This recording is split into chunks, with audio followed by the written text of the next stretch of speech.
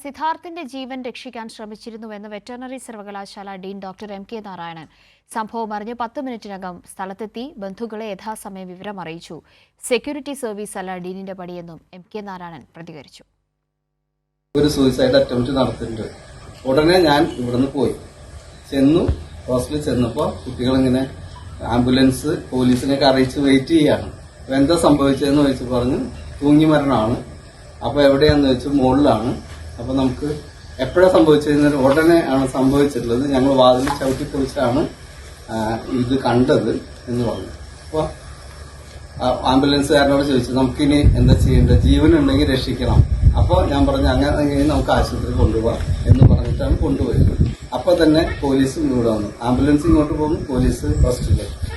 അതിൽ ഒരു വിട്ടുവീഴ്ച ഉണ്ടായിട്ടില്ല. അത് കറക്റ്റായിട്ട് നമ്മൾ ചെയ്തിട്ടുണ്ട്. ഉള്ള ആള് വീട്ടിലിരിക്കല്ലേ, ക്യാമ്പസിലുള്ള ആള് ഡീന്റെ പണി എല്ലാ ദിവസവും പോയിട്ട് സെക്യൂരിറ്റി സർവീസ് അല്ല. വിവരങ്ങളുമായി അനൂപ് കെ.ആർ. ഇപ്പോൾ വയനാട്ടിൽ നിന്നും ചേരുന്നുണ്ട്. അനൂപ്, ഈ സംഭവം നടന്ന് 10 മിനിറ്റിനകം അവിടെ എത്തി എന്നതാണ് ഡീനിന്റെ വാക്കുകളിൽ നിന്നും മനസ്സിലാകുന്നത്.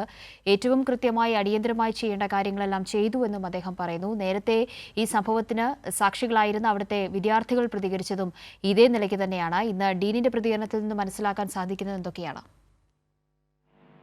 ഡീൻ ഇന്നലെ ഇതുമായി ബന്ധപ്പെട്ട് അച്ചടക്ക നടപടി അല്ലെങ്കിൽ ആ രീതിയിൽ നടപടി നേരിട്ടയാളാണ്.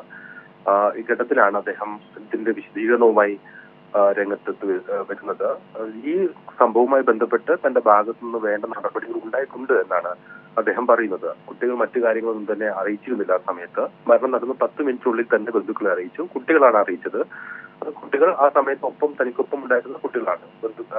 ഈ കുട്ടികളുടെ സിദ്ധാർത്ഥിന്റെ ബന്ധുക്കളുടെ നമ്പർ ഉൾപ്പെടെയുള്ള കുട്ടികളാണ്. ആ കുട്ടികളെയാണ് വിവരം അറിയിക്കാൻ ഏൽപ്പിച്ചത്. ഹോസ്റ്റലിൽ പ്രശ്നങ്ങളൊന്നും ഉണ്ടായില്ലെന്ന് അസിസ്റ്റന്റ് വാർഡൻ എഴുതി തന്ന സാഹചര്യം കൂടി അദ്ദേഹം പറഞ്ഞു. മർദ്ദനം നടന്നു എന്നൊന്നും ആരും അറിയിച്ചിരുന്നില്ല ആ ഘട്ടത്തിൽ. ഏതായാലും ഇത്തരത്തിൽ തെറ്റുകളെല്ലാം ഡീനിന്റെ ഭാഗത്താണ് എന്ന് വരുത്താൻ ചിലർ മാധ്യമങ്ങൾ ഉൾപ്പെടെ ശ്രമിക്കുന്നതിനെതിരെയും അദ്ദേഹം സംസാരിച്ചു. കുറ്റക്കാരെ ആരെയും സംരക്ഷിക്കാൻ ശ്രമിച്ചിട്ടില്ല.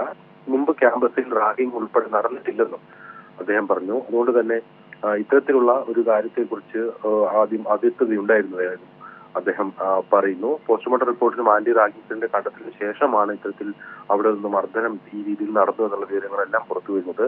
എന്നാൽ അതിനെല്ലാം മുൻപേ തന്നെ ഈ വിഷയത്തിൽ കാര്യക്ഷമമായി ഇടപെടാനും മറ്റും ഡീൻ എന്ന നിലയിൽ താൻ ഇടപെട്ടു എന്നാണ് ഡീൻ പറയുന്നത്. അതോടൊപ്പം ആ സമയത്ത് പെട്ടെന്ന് തന്നെ അവിടെ എത്തി ആംബുലൻസിലേക്ക് കൊണ്ടുപോകുന്നതിനുൾപ്പെടെ അദ്ദേഹത്തിന് ജീവൻ രക്ഷിക്കാനുള്ള സജീവമായ ശ്രമങ്ങളെല്ലാം ആ ഘട്ടത്തിൽ നേരത്തെ തന്നെ നടത്തിയതായി അദ്ദേഹം പറയും.